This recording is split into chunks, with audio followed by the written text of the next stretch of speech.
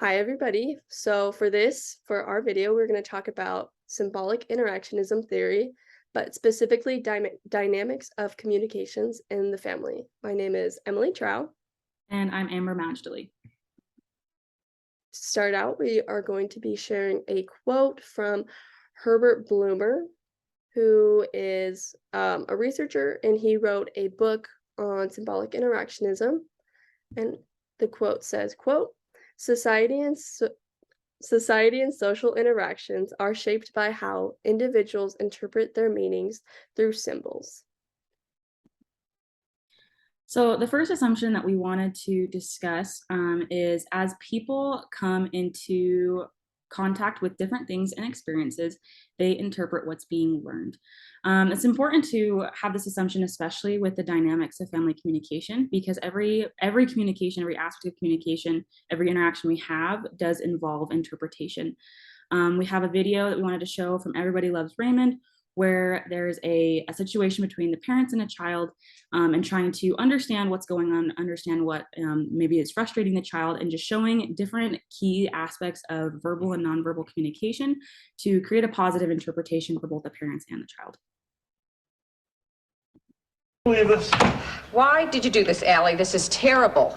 Oh, great. This is Michael's giraffe. He's crying now. Why did you do this? Cause. Cause is not an answer. Active listening. Ray, that doesn't work. It works. I just use it on the worst kids in the neighborhood. Would you look at this? Look what she Just did. try it. Try it. No, Ray. I'll do it. You want me to do it? I'll do it. No. Do it. Okay. Allie, let's talk about what you did. I don't want to talk. Are you feeling angry? Reflect back. You're angry.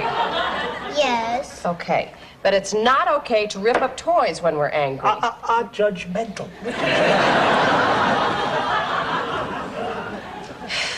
You are angry because... Because it used to be your toy. Oh, Yes. I don't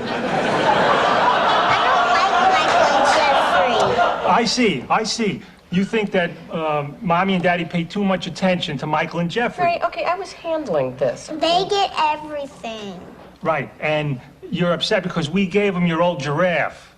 I still liked it. But you weren't playing with it. But that doesn't matter, though, because it was still yours. And you're mad because we gave it to Michael without asking you, right? Right. Well, Mommy and Daddy made a mistake. And everybody makes mistakes, right, Mommy? Yes. Do you feel better now, Allie? Yes, can I have the giraffe? Well, it's broken, honey. I know, I want to try to fix it for Michael. Believe this. Why did you... Okay.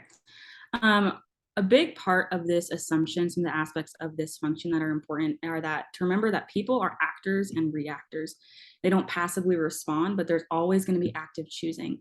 In every aspect of communication, we choose how we act and react to certain situations rather than just passively responding to what's happening. And part of that action and reaction is our verbal and nonverbal communication. Nonverbal being a huge aspect of communication itself. And the two aspects from just specifically this video that we wanted to talk about were active listening and body language. Parts of active listening is making sure that you're focused on the speaker, focused on who's talking, trying to understand.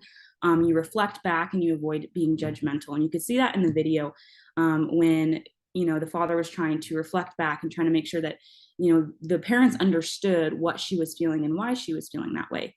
And another big aspect is body language. You could see in the video when the mom was standing up in the beginning and the daughter was sitting down and she had her arms folded, and it created a very defensive position. And not a lot of communication was happening, and there was a lot of frustration there. But when the father came and made sure to get down on her level and to look into her eyes and have those aspects of active listening, it allowed her to open herself up and to really explain what was going on, so both the parent and the child could understand what the true root of the situation was and to have a positive interpretation between that interaction. And the second assumption that we're going to be focusing on is people will react to something according to the meaning the thing has for them. So depending in the family, depending on how you say something to someone, or and this could be verbally or non-verbally, um, just it affects them, and it has meaning to them, and they define it. And so in this video, as you watch it, pay attention to how the wife communicates with her husband and the different tones in her voice, and the husband and her mother-in-law. Your mom and I made you breakfast. Oh, wow. So you guys are getting along? Yeah, I guess. We're very different people, Howard, so communication's a little tricky. Does he like the pancakes?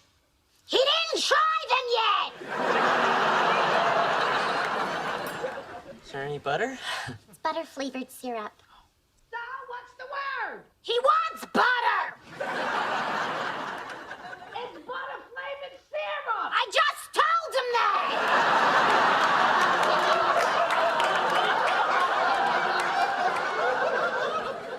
I don't need any butter. If you want butter, I'll get you butter.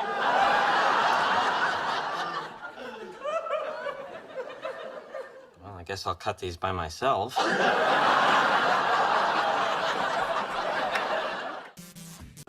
Your mom and I made you breakfast. So in that video, the way that the wife spoke to the husband, she was so kind and sweet, and she did get a little irritated. You could tell by the tone in her voice when he asked if her and her mother-in-law were getting along. She kind of had an irritated tone, and um, and when she like talked to the mother-in-law, she was loud and angry. Her tone was just, it just was not a kind tone. And so you could see just the different tones in her voice was an interpretation of how she felt towards certain situations. And the husband probably interpreted it as she was still not getting along with his mother. And so just tone is a way of speaking used to express an emotion.